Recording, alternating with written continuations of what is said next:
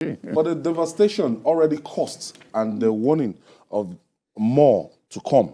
Nigerians are filled with fear over ravaging floods. Worried by the devastating effect in the floods in the country, President Muhammadu Buhari has directed the Minister of Water Resources to coordinate with the Ministry of Environment and Transport, as well as government, towards developing a comprehensive plan of action for preventing flood disaster. According to a statement by the Senior Special Assistant to the President on Media and Publicity, Garba Shehu, in Abuja, the President said the plan should be presented to him in the next 90 days. I calculated the next 90 days we'll be ready to do the 2023 election. This government is always too slow when it comes to reacting to matter of national emergency. The next 90 days, did they calculate it from now? This is October, November, December. We're talking about election to submit a report to you. And they're telling us that, look, before the end of this year, we're still going to have this problem from the floods. Well, to an extent, I don't see anything wrong in what the president has done. Government is a continuum. This comprehensive action plan is the sort of action plan that will help us address the problem of flooding in the next 10, 20 years, if it is well put together. So the plan is not simply for today. It's a plan that you can use for the next decades. That's the sort of thing that I understand. Like finishing the dam, the dam they are building. Yes, going to say, okay, the dams that can hold water, 8 dams and the rest of them, what do we do? Where do we situate them? How do we address? Because, because this problem, the way it is now, if we do not find a way to respond rapidly to these emergencies when they happen, I believe that the plan that the president wants will detail how we can respond rapidly to this kind of emergency when it happens. It will detail where we should have those 8 dams that can help us retain water and all that. So I don't think his plan is simply for the moment, for this time. It is something that even the next administration will find useful. When Jonathan administration came up with his gas plan, it wasn't simply meant to address the problem of that time, but to address the recurrent gas shortage. So when you look at Lagos, the plan that Mobolaji Johnson came up with to have those primary, secondary, and tertiary channels is what is helping Lagos today. So if they can come up with a very solid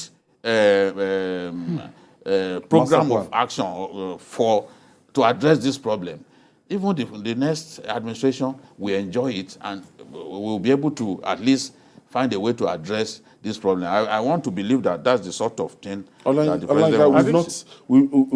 Before now, we've not taken this serious. We just hear them allocating and collecting ecological funds, doing a lot of things, and now we are now facing the brunt.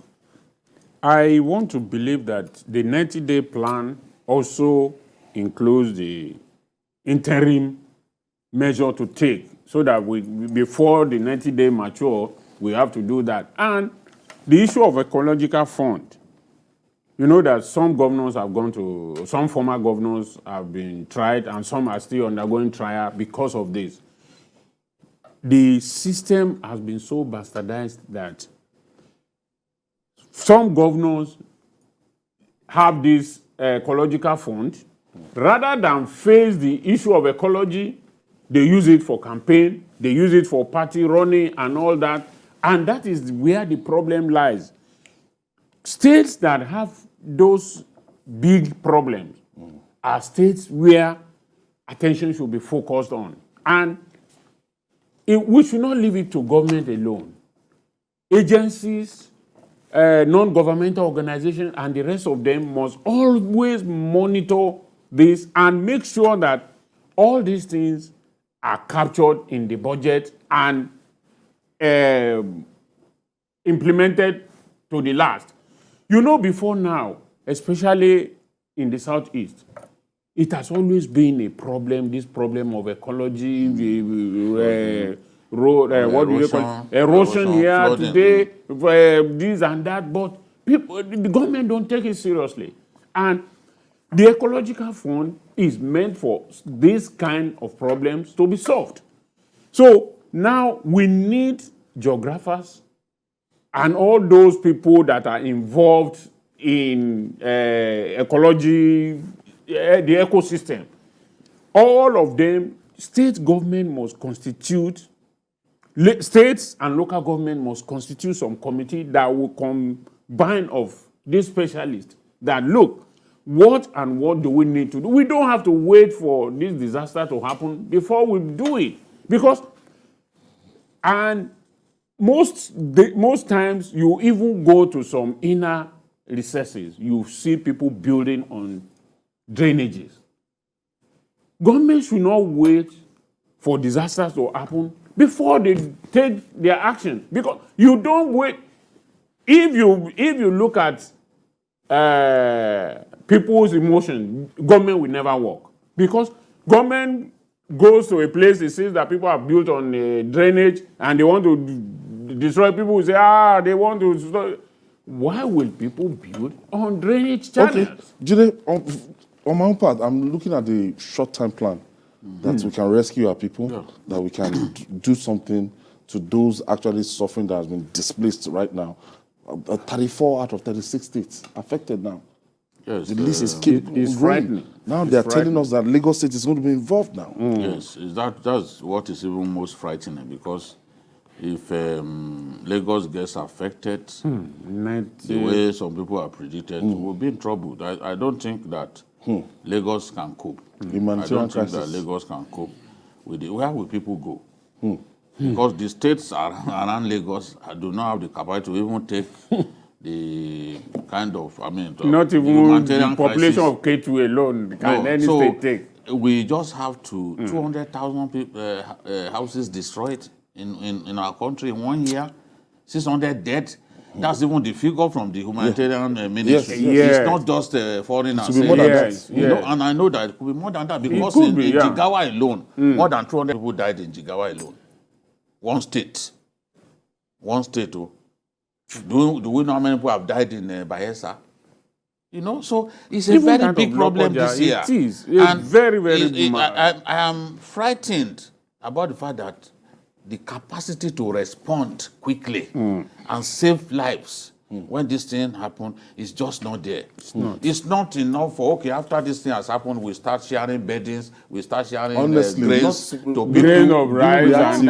It's not enough. No. That's not enough. And you can't even reach many places. A lot of those people can't be reached. Exactly. The people deep in the hinterland, they can't be reached. How do you even go there? So we have to have a plan that will be useful at any time. Let's come up with a comprehensive plan that can respond adequately and rapidly whenever we face this kind of problem. Because definitely this won't be the last. With global warming becoming such a problem, we know that climate change is in trouble. Climate change is now showing us that, look, we are in trouble. We are in trouble. I want to thank you, Dr. Yinka Oyebile.